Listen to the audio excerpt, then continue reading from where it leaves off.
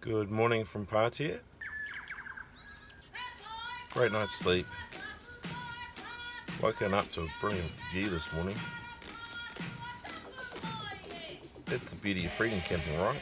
I figure there's two kinds of people in the world. There's people out there that like to freedom camp and just wake up next to something awesome. And there are those people that need the safety blanket of a fully powered site, company around them. You know, it's sort of like people that can eat cold pizza for breakfast and those that just wouldn't.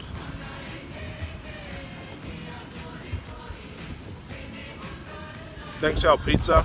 Okay, so we are all packed up and ready to roll.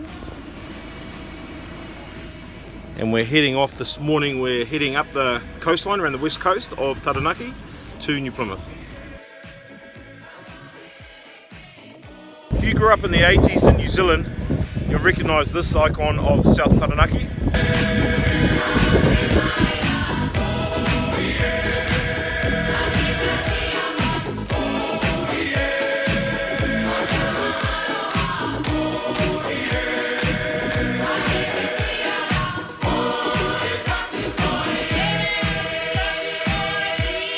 I'm standing in the traffic island in the middle of the roundabout in Manaia. Its town icon is Two Loaves of Bread.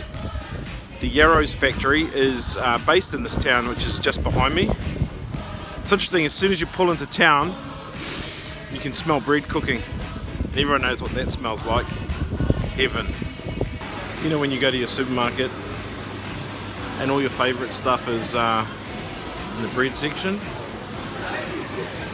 Well, all your favourite stuff's right here. So we're travelling along what's called the Surf Coastal Highway here. Taranaki has a really hardcore surfing scene, and if you've seen the t-shirt, Taranaki Hardcore, you know what I mean. Okay, so we've made it to Opunake. You might know the famous runner Peter Snell, pretty famous runner in New Zealand. He's actually from here, they got a monument to him. Also in Opunake, you can buy a house for under $200,000. Just as we farewell another little town, great caramel slice. This is what I mean.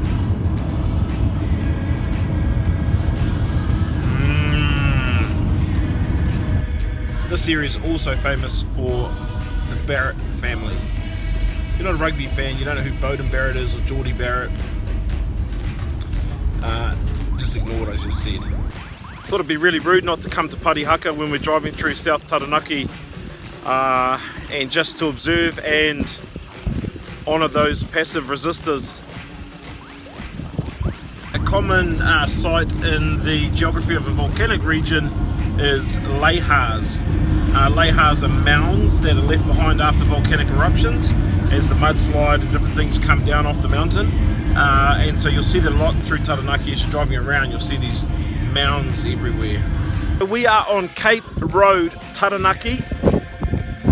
This is the most western point of this western side of New Zealand. So you've seen us in East Cape, now you've seen us in West Cape, and there's the lighthouse right there for the West Cape.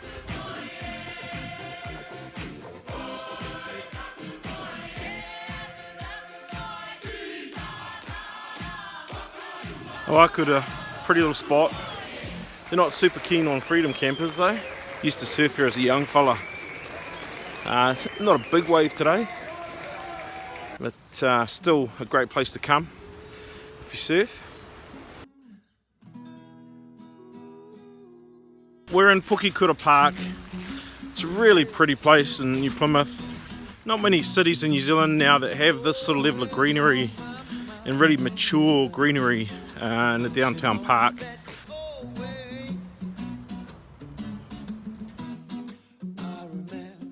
Right in downtown New Plymouth, this is the city just behind us, and then all the way along here is just this awesome coastal walkway. So the reason we're in New Plymouth is this is on Danielle's list of places to come.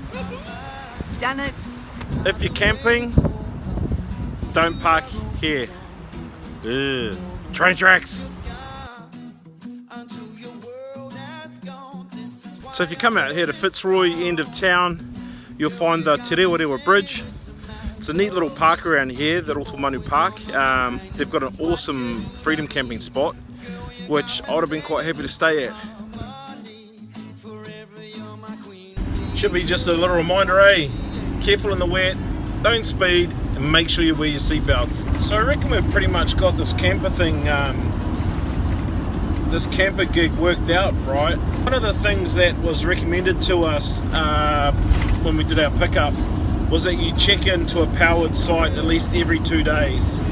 And what we've found is the longest we've gone without powering up is 3 days.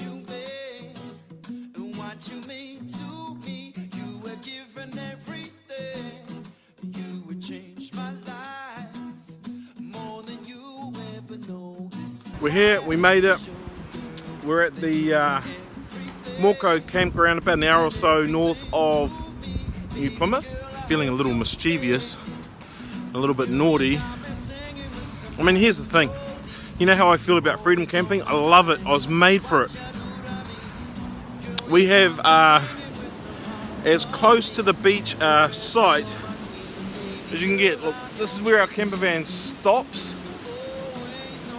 And this is where the beach starts. And there's the beach. We're at a beach motor camp. We're not freedom camping. And so here's my issue.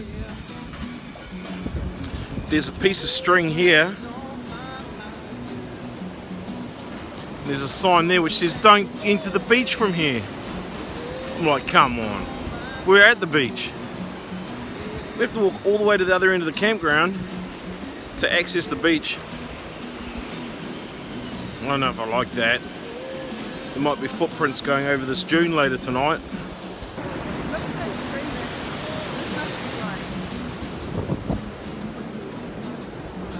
We're plugged in, we're next door to the whānau here, and it's $18 a head for this place, and times that by 4, is that value for money? I don't know. Anyway, my wife reminded me we need to plug in, but I don't really like paying 18 times 4 to not be able to walk over a piece of string to go to the beach. I'm a freedom camper. That's what I do. Why are you laughing, Megan? What are you laughing about there? It's not even funny, it's just how it is. Not much of a sunset, but an early night in.